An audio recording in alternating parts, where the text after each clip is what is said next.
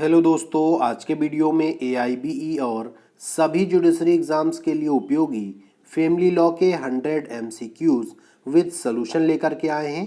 यह क्वेश्चंस हिंदी और इंग्लिश दोनों भाषाओं में हैं। कंप्लीट इन्फॉर्मेशन पाने के लिए वीडियो को पूरा और ध्यान से देखें। उससे पहले यदि आप हमारे चैनल पर पहली बार आए हैं या आपने अभी तक हमारे चैनल को सब्सक्राइब नहीं किया है तो सभी प्रकार के legal updates, legal jobs information के साथ साथ AIB एग्ज़ाम प्रिपरेशन करने के लिए वीडियो को लाइक और चैनल को सब्सक्राइब कर लीजिए। तो चलिए आज का वीडियो स्टार्ट करते हैं और जो क्वेश्चंस हैं 100 MCQs उन्हें जान लेते हैं।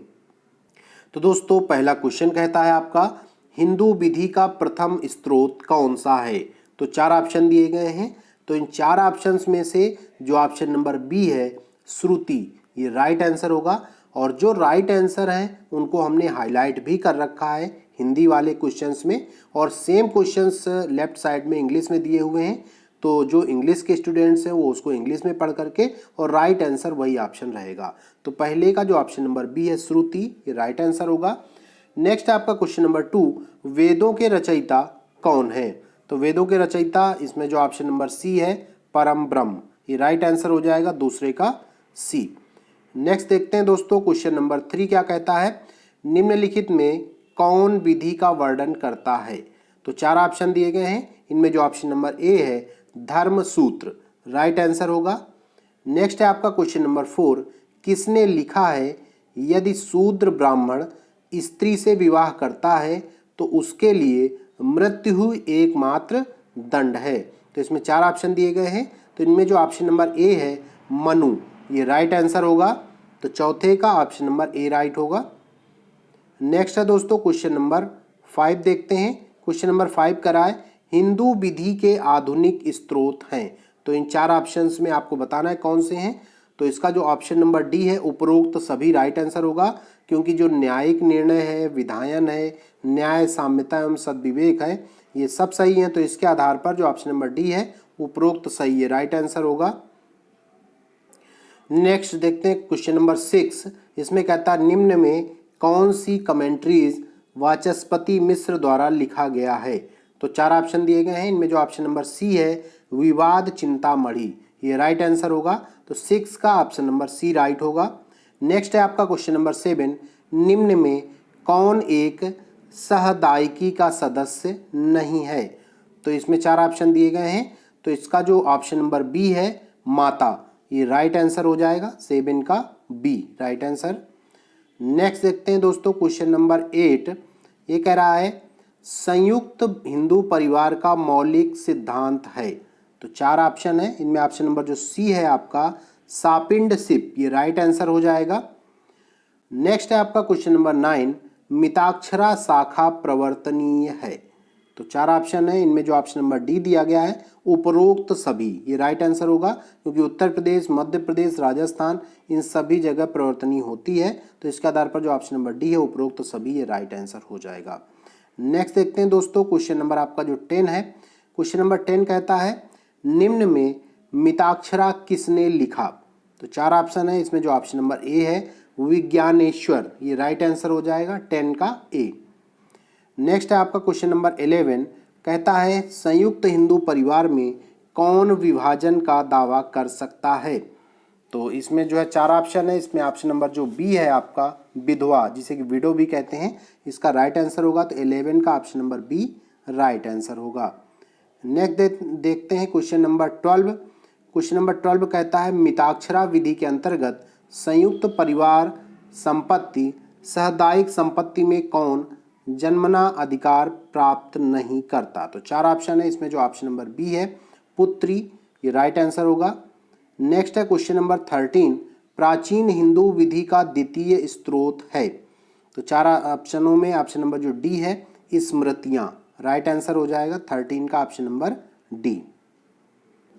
नेक्स्ट है क्वेश्चन नंबर 14, ये कहता है निम्न में हिंदू विवाह अधिनियम 1955 की कौन सी धारा अधिनियम के लागू होने का वर्णन करती है।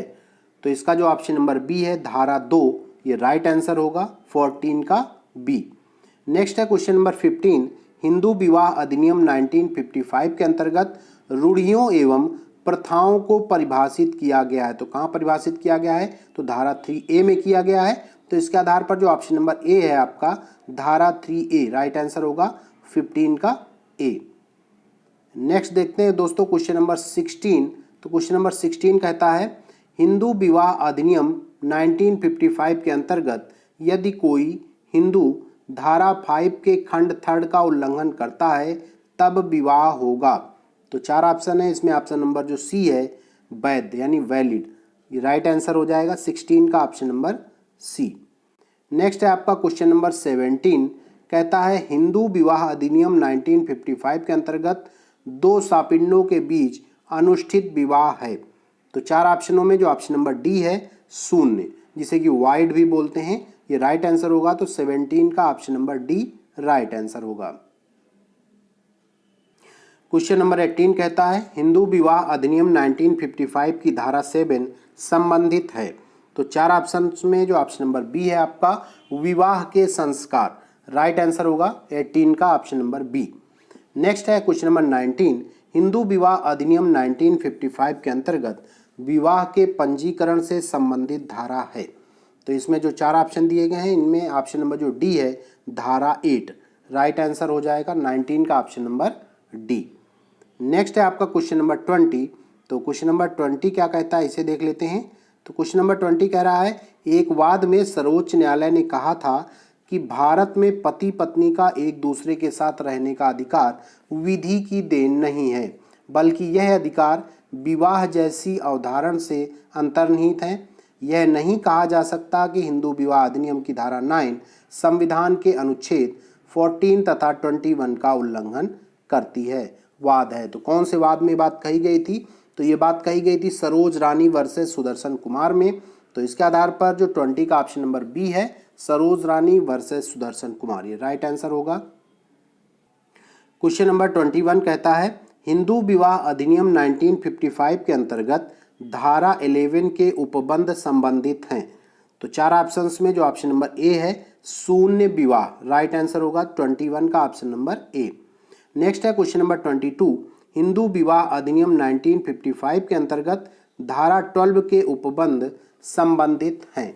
तो इसका जो ऑप्शन नंबर बी है शून्य करणीय विवाह, ये राइट आंसर हो जाएगा 22 का ऑप्शन नंबर बी।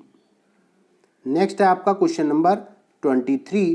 तो क्वेश्चन नंबर 23 कहता है हिंदू विवाह अधिनियम 1955 के अंतर्गत धारा 13 के उपबंध संबंधित हैं।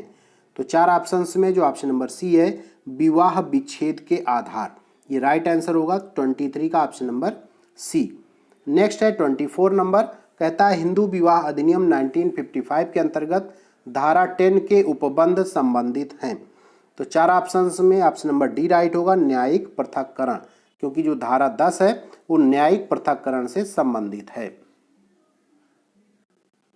क्वेश्चन नंबर 25 कहता है हिंदू विवाह अधिनियम 1955 के अंतर्गत यदि पत्नी विवाह के समय पति के अतिरिक्त किसी अन्य व्यक्ति से गर्भवती थी तो विवाह शून्य करनी होगा और अकृतता की आज्ञप्ति द्वारा अकृत किया जा सकेगा। उपरोक्त संबंध दिया गया है या उपरोक्त उपबंध दिया गया, किस धारा में दिया गया है? तो धारा 12 में दिया गया है। तो इसके आधार पर जो ऑप्शन नंबर ए है 25 का वो राइट आंसर होगा धारा 12।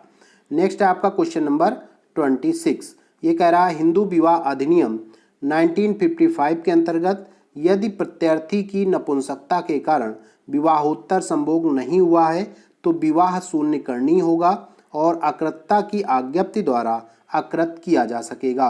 उपरोक्त उपबंध दिया गया है। तो 4 ऑप्शन है, इसमें जो ऑप्शन नंबर डी है आपका धारा 12, ये राइट आंसर हो जाएगा 26 का ऑप्शन नंबर डी। नेक्स्ट है आपका क्वेश्चन नंबर 27। तो 27 नंबर कहता है हिंदू विवाह अधिनियम 1955 के अंतर्गत यदि पति ने विवाह के अनुष्ठान के पश्चात अपनी पत्नी से भिन्न स्त्री के साथ स्वेच्छया मैथुन किया है, यह आधार है।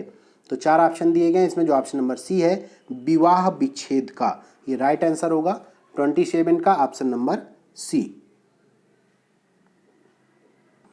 तो क्वेश्चन नंबर 28 कहता है निम्नलिखित में कौन एक हिंदू विवाह अधिनियम 1955 के अंतर्गत हिंदू में शामिल नहीं है? तो 4 ऑप्शन है, इसमें जो ऑप्शन नंबर बी है पारसी, ये राइट आंसर होगा 28 का option number b.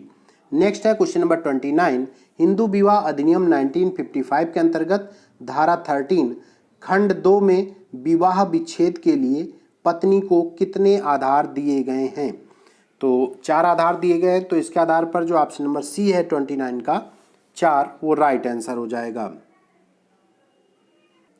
Question number 30 कहता है, न्यायालय ने किस वाद में कहा था कि पति के उकसाने पर पत्नी द्वारा मंगलसूत्र उतारना पति के विरुद्ध क्रूरता नहीं है? तो इसमें जो 4 केसेस दिए गए हैं 4 ऑप्शन में, तो इसमें जो ऑप्शन नंबर सी है एस हनुमंत राव वर्सेस रोमानी, ये राइट आंसर हो जाएगा। तो 30 का ऑप्शन नंबर सी राइट होगा। क्वेश्चन नंबर 31 कहता है, हिंदू विवाह अधिनियम 1955 के अंतर्गत आदित्यजन के लिए विहित अवधि है? तो 4 ऑप्शन है, इसमें जो ऑप्शन नंबर ए है 2 वर्ष, ये राइट आंसर होगा। नेक्स्ट है आपका क्वेश्चन नंबर 32 नंबर कहता है, हिंदू विवाह अधिनियम के अंतर्गत पारस्परिक सम्मति से विवाह विच्छेद का उपबंध विहित किया गया है? तो 4 ऑप्शनों में जो ऑप्शन नंबर बी है धारा 13B, ये राइट आंसर हो जाएगा 32 का ऑप्शन नंबर बी। नेक्स्ट है आपका क्वेश्चन नंबर 33। तो क्वेश्चन नंबर 33 कहता है, हिंदू विवाह अधिनियम 1955 के अंतर्गत तलाकशुदा व्यक्ति विवाह विच्छेद के बाद पुनः विवाह कर सकता है यदि?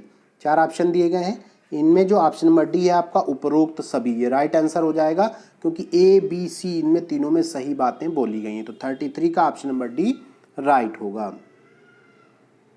तो दोस्तों नेक्स्ट है क्वेश्चन नंबर 34। तो ये कहता है, हिंदू विवाह अधिनियम 1955 के अंतर्गत शून्य एवं शून्य कर्णीय विवाहों के अपत्यों की धर्मजता में दिया गया है? तो इसमें जो ऑप्शन नंबर ए है धारा 16, ये राइट आंसर हो जाएगा 34 का ऑप्शन नंबर ए। नेक्स्ट है क्वेश्चन नंबर 35। तो 35 में कहा गया है, हिंदू विवाह अधिनियम 1955 के अंतर्गत क्रूरता विवाह विच्छेद का आधार के पहले था? तो ये कब से पहले था? 1976 से पहले था। तो इसके आधार पर जो ऑप्शन नंबर बी है 35 का वो राइट आंसर हो जाएगा। नेक्स्ट है आपका क्वेश्चन नंबर 36। तो 36 नंबर कहता है, हिंदू विवाह अधिनियम 1955 के अंतर्गत वादकालीन भरण पोषण का दावा किया जा सकता है केवल? तो 4 ऑप्शन है, इनमें जो ऑप्शन नंबर सी है पति अथवा पत्नी द्वारा, राइट आंसर हो जाएगा 36 का option number c. Question number 37 कहता है, पति पत्नी के बीच मेल मिलाप के संबंध में प्रावधान किए गए हैं? तो प्रावधान किए गए हैं हिंदू विवाह अधिनियम की धारा 23 के अंतर्गत। तो इसके आधार पर जो ऑप्शन नंबर डी है वो राइट आंसर होगा 37 का। नेक्स्ट है क्वेश्चन नंबर 38। ये कहता है, हिंदू विवाह अधिनियम 1955 की धारा 25 के उपबंध संबंधित हैं? तो 4 ऑप्शन है, इसमें जो ऑप्शन नंबर बी है स्थायी निर्वाह व्यय और भरण पोषण। तो 38 का ऑप्शन नंबर बी राइट होगा। नेक्स्ट है आपका क्वेश्चन नंबर 39। तो क्वेश्चन नंबर 39 क्या कहता है, हिंदू विवाह अधिनियम 1955 के अंतर्गत एक हिंदू पत्नी अपने पति से तलाक ले सकती है यदि? तो 4 ऑप्शन दिए गए हैं, इनमें जो ऑप्शन नंबर बी है उसका पति नपुंसक है, ये राइट आंसर होगा 39 का ऑप्शन नंबर बी। नेक्स्ट है क्वेश्चन नंबर 40। कहता है, हिंदू विवाह अधिनियम 1955 के अंतर्गत सप्तपदी का उपबंध दिया गया है? तो ये दिया गया धारा 7 खंड 2 में। तो इसके आधार पर जो ऑप्शन नंबर सी है 40 का वो राइट आंसर होगा धारा 7 खंड 2। नेक्स्ट है आपका क्वेश्चन नंबर 41। तो देखिए क्वेश्चन नंबर 41 क्या कहता है, इसे समझ लेते हैं। हिंदू उत्तराधिकार अधिनियम 1956 की धारा 3 के खंड फर्स्ट के उपखंड सी के अनुसार अर्धरक्त मतलब? तो इसमें 4 ऑप्शन है, इसमें जो ऑप्शन नंबर सी है 2 व्यक्ति जबकि वे एक ही पूर्वज से किंतु भिन्न भिन्न पत्नियों द्वारा पैदा हुए हों, ये राइट आंसर होगा। तो 41 का जो ऑप्शन नंबर सी है वो राइट आंसर होगा। नेक्स्ट है क्वेश्चन नंबर 42। हिंदू उत्तराधिकार अधिनियम 1956 के अंतर्गत धारा 3 के अनुसार दो व्यक्ति एकोदर रक्त से संबंधित हैं जब वे, तो चार ऑप्शंस में जो ऑप्शन नंबर ए है, एक ही पूर्वजा से किंतु भिन्न भिन्न पतियों से पैदा हुए हों। तो 42 का जो ऑप्शन नंबर ए है वो राइट आंसर हो जाएगा।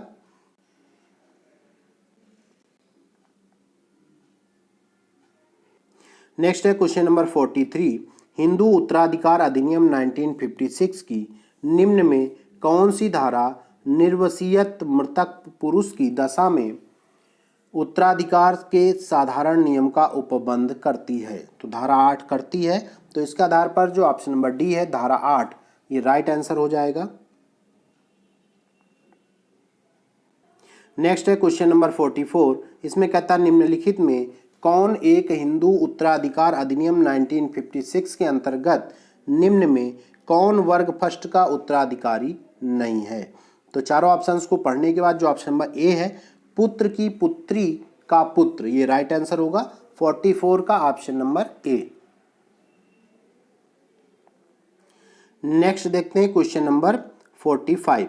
तो क्वेश्चन नंबर 45 कहता है हिंदू उत्तराधिकार अधिनियम 1956 में निम्न में कौन वर्ग फर्स्ट में उत्तराधिकारी है? तो चार ऑप्शंस में जो ऑप्शन नंबर सी है, पुत्र के पुत्री की पुत्री, ये राइट ऑप्शन होगा। 45 का ऑप्शन नंबर सी। नेक्स्ट है आपका क्वेश्चन नंबर 46। ये कहता है हिंदू उत्तराधिकार अधिनियम 1956 में निम्न में कौन एक वर्ग फर्स्ट का उत्तराधिकारी नहीं है? तो इसमें जो ऑप्शन नंबर बी है, पुत्री के पुत्र का पुत्र, ये राइट आंसर होगा। 46 का option number b. Question number 47 कहता है हिंदू उत्तराधिकार अधिनियम 1956 में निम्न में कौन एक वर्ग फर्स्ट का उत्तराधिकारी नहीं है? तो चार ऑप्शन है, इनमें जो ऑप्शन नंबर सी है, पिता, ये राइट आंसर हो जाएगा। 47 का सी। नेक्स्ट है क्वेश्चन नंबर 48, हिंदू उत्तराधिकार अधिनियम 1956 के अंतर्गत निम्न में कौन एक वर्ग 2 की प्रविष्टि सेकंड में उत्तराधिकारी नहीं है? तो इसका जो राइट आंसर है वो ऑप्शन नंबर बी होगा, पुत्री के पुत्र का पुत्र। तो 48 का जो ऑप्शन नंबर बी है वो राइट आंसर होगा। क्वेश्चन नंबर 49 कहता है हिंदू उत्तराधिकार अधिनियम 1956 के अंतर्गत किस धारा में अनुसूची में के वासियों के बीच उत्तराधिकार का क्रम बताती है? तो चार ऑप्शन दिए गए हैं, इनमें जो ऑप्शन नंबर ए है धारा 9, ये राइट आंसर होगा। 49 का ऑप्शन नंबर ए। नेक्स्ट है आपका क्वेश्चन नंबर 50, कहता है हिंदू उत्तराधिकार अधिनियम 1956 के अंतर्गत किस धारा में अनुसूची के वर्ग फर्स्ट में के वारिसों में संपत्ति के वितरण का उपबंध किया गया है? तो चार ऑप्शन है, इनमें जो ऑप्शन नंबर बी है धारा 10, ये राइट आंसर होगा। 50 का option number b. Question number 51 कहता है हिंदू उत्तराधिकार अधिनियम लागू हुआ। तो कब लागू हुआ? 17 जून 1956 को लागू हुआ। तो जो ऑप्शन नंबर ए है वो राइट आंसर होगा 51 का। नेक्स्ट है क्वेश्चन नंबर 52, हिंदू उत्तराधिकार अधिनियम 1956 के अंतर्गत निर्वसीयत की मृत्यु के पश्चात जो व्यक्ति संपत्ति प्राप्त करता है कहा जाता है? तो चार ऑप्शन है, इनमें जो ऑप्शन नंबर सी है वारिस, ये राइट आंसर होगा। 52 का ऑप्शन नंबर सी। नेक्स्ट है आपका क्वेश्चन नंबर 53, कहता है हिंदू उत्तराधिकार अधिनियम 1956 के अंतर्गत धारा 14 का उपबंध है। तो ऑप्शन नंबर ए राइट होगा, हिंदू नारी की संपत्ति। 53 का ऑप्शन नंबर ए। नेक्स्ट है क्वेश्चन नंबर 54, कहता है हिंदू उत्तराधिकार अधिनियम 1956 के अंतर्गत धारा 15 संबंधित है। तो उत्तराधिकार के साधारण नियम से संबंधित है। तो 54 का जो ऑप्शन नंबर सी है उत्तराधिकार के साधारण नियम, ये राइट आंसर होगा। क्वेश्चन नंबर 55 कहता है हिंदू उत्तराधिकार अधिनियम 1956 की कौन सी धारा हिंदू नारी के वासियों में उत्तराधिकार का क्रम और वितरण की रीति की व्याख्या करती है। तो इसका जो ऑप्शन नंबर डी है धारा 16, ये राइट आंसर होगा 55 का ऑप्शन नंबर डी। नेक्स्ट है आपका क्वेश्चन नंबर 56। तो क्वेश्चन नंबर 56 कहता है हिंदू उत्तराधिकार अधिनियम 1956 की धारा 18 संबंधित है। तो किससे संबंधित है? तो इसका ऑप्शन नंबर डी राइट होगा। पूर्ण रक्त को अर्ध रक्त पर अधिमान प्राप्त है। तो 56 का जो ऑप्शन नंबर डी है वो राइट आंसर हो जाएगा। नेक्स्ट देखते हैं क्वेश्चन नंबर 57। क्वेश्चन नंबर 57 कह रहा है हिंदू उत्तराधिकार अधिनियम 1956 की कौन सी धारा दो या दो से अधिक वारिसों के उत्तराधिकार का ढंग बताती है? तो इसमें जो है चार ऑप्शन दिए गए। ऑप्शन नंबर जो बी है धारा 19, ये राइट आंसर होगा 57 का ऑप्शन नंबर बी।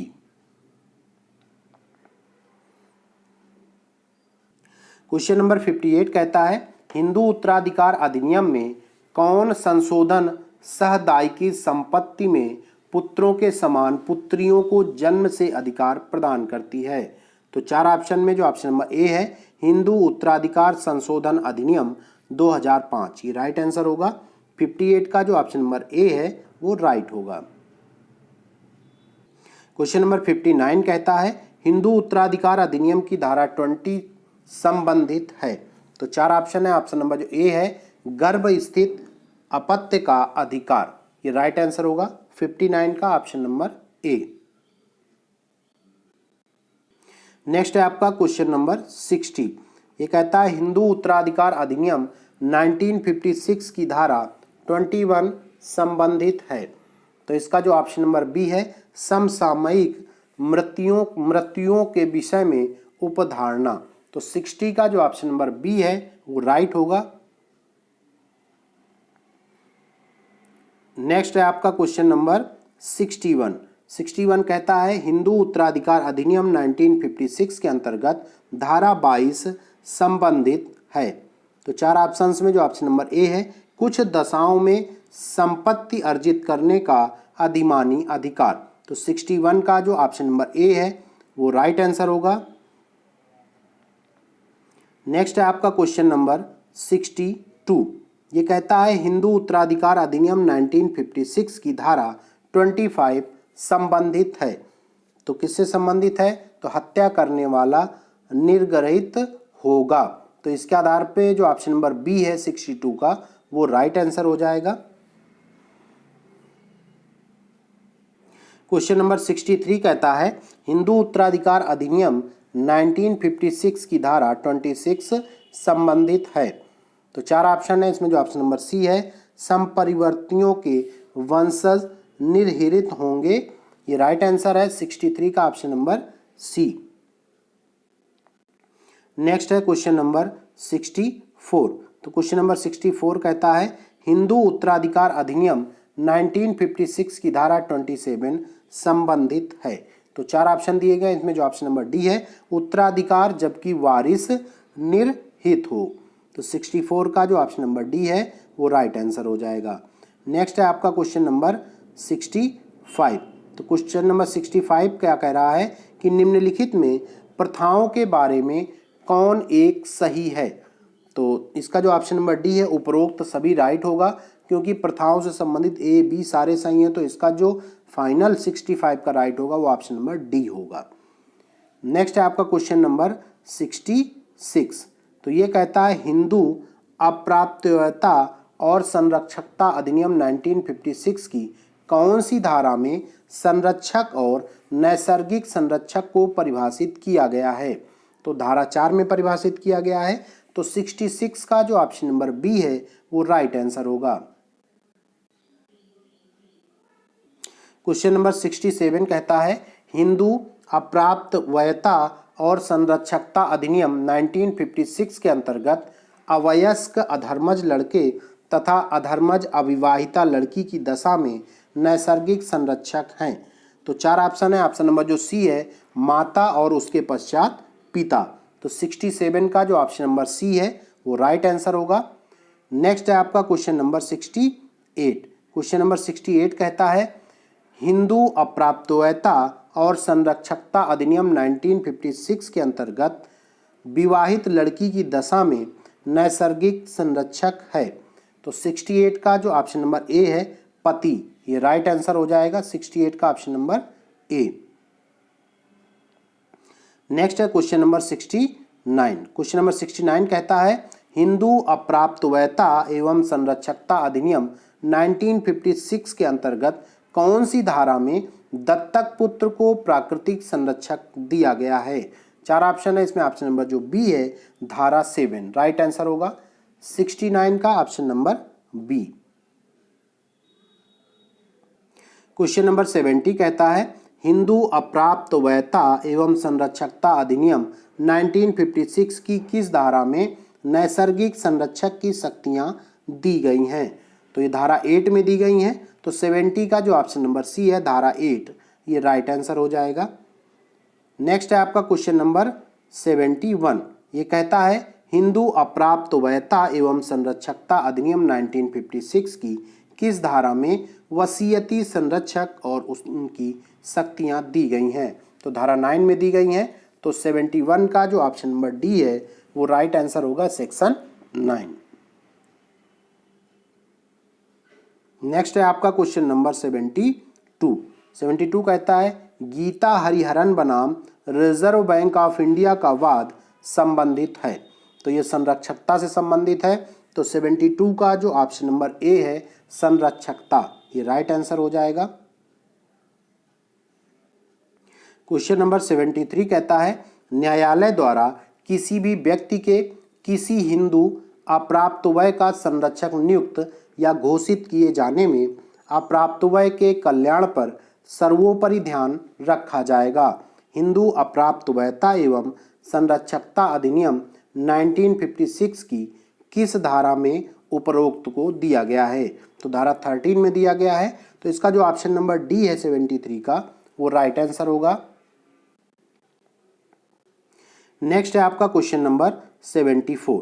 74 कहता है हिंदू दत्तक ग्रहण तथा भरण पोषण अधिनियम 1956 की धारा 6 संबंधित है। किससे संबंधित है? तो इसका जो ऑप्शन नंबर ए है विधि मान्य दत्तक संबंधी उपेक्षाएं, तो 74 का जो ऑप्शन नंबर ए है वो राइट आंसर होगा। नेक्स्ट है आपका क्वेश्चन नंबर 75। क्वेश्चन नंबर 75 कहता है हिंदू दत्तक ग्रहण तथा भरण पोषण अधिनियम 1956 की धारा 7 संबंधित है। तो इसका जो ऑप्शन नंबर बी है हिंदू पुरुष की दत्तक लेने की सामर्थ्य, तो 75 का जो ऑप्शन नंबर बी है वो राइट आंसर हो जाएगा। नेक्स्ट है क्वेश्चन नंबर 76 कह रहा है हिंदू दत्तक ग्रहण तथा भरण पोषण अधिनियम 1956 की किस धारा में हिंदू नारी की दत्तक लेने की सामर्थ्य दी गई है? तो धारा 8 में दी गई है, तो 76 का जो ऑप्शन नंबर सी है वो राइट होगा। नेक्स्ट है आपका क्वेश्चन नंबर 77। तो 77 में कहा गया है हिंदू दत्तक ग्रहण तथा भरण पोषण अधिनियम 1956 की किस धारा में दत्तक देने के लिए सक्षम व्यक्ति दी गई है? तो धारा 9 में दिया गया है, तो 77 का जो ऑप्शन नंबर डी है धारा 9 ये राइट आंसर हो जाएगा। नेक्स्ट है आपका क्वेश्चन नंबर 78। क्वेश्चन नंबर 78 कहता है हिंदू दत्तक ग्रहण तथा भरण पोषण अधिनियम 1956 की धारा 10 संबंधित है। किससे संबंधित है? तो इसका जो ऑप्शन नंबर ए है व्यक्ति जो दत्तक लिए जा सकते हैं, तो 78 का ऑप्शन नंबर ए राइट होगा। क्वेश्चन नंबर 79 कहता है हिंदू दत्तक ग्रहण तथा भरण पोषण अधिनियम 1956 की धारा 11 संबंधित है। तो इसका जो ऑप्शन नंबर बी है विधि मान्य दत्तक की अन्य शर्तें, तो 79 का जो ऑप्शन नंबर बी है वो राइट होगा। नेक्स्ट है आपका क्वेश्चन नंबर 80। तो क्वेश्चन नंबर 80 कहता है हिंदू दत्तक ग्रहण एवं भरण पोषण अधिनियम 1956 की धारा 12 संबंधित है।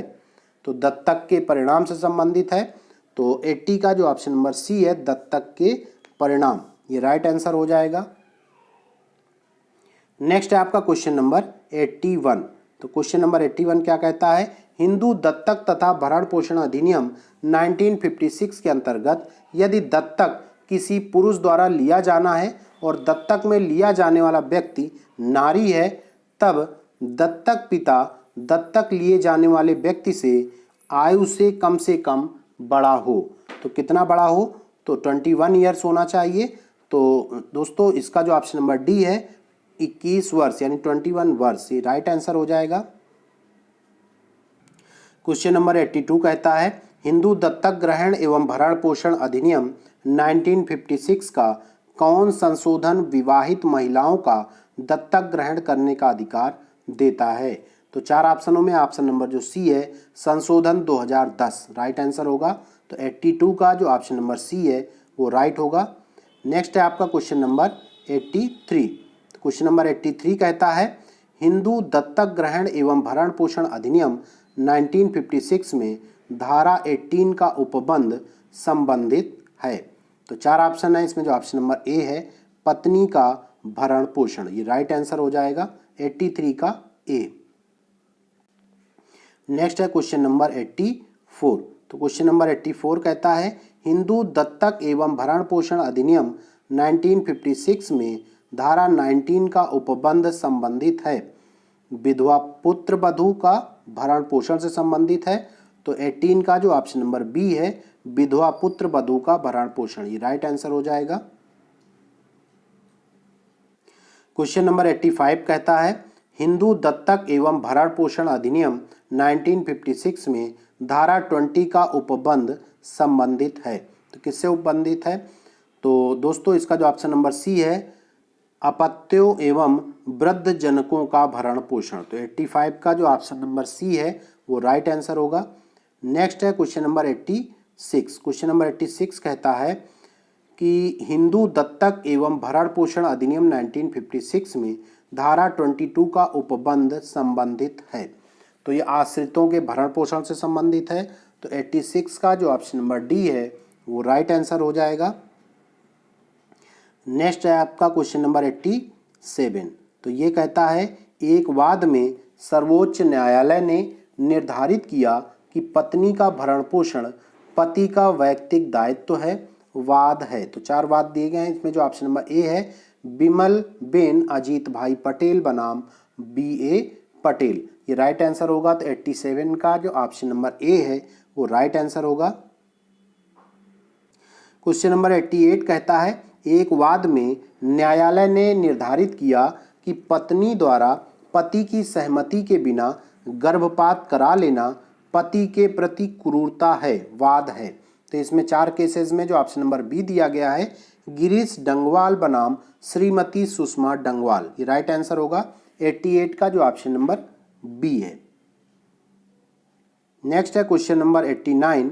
तो क्वेश्चन नंबर 89 कहता है, संयुक्त हिंदू परिवार में कौन विभाजन का दावा नहीं कर सकता। तो इसमें चार ऑप्शन है, इसमें जो ऑप्शन नंबर डी है आपका माता, तो माता विभाजन का दावा नहीं कर सकती है। तो 89 का जो ऑप्शन नंबर डी है वो राइट आंसर होगा। नेक्स्ट है आपका क्वेश्चन नंबर 90।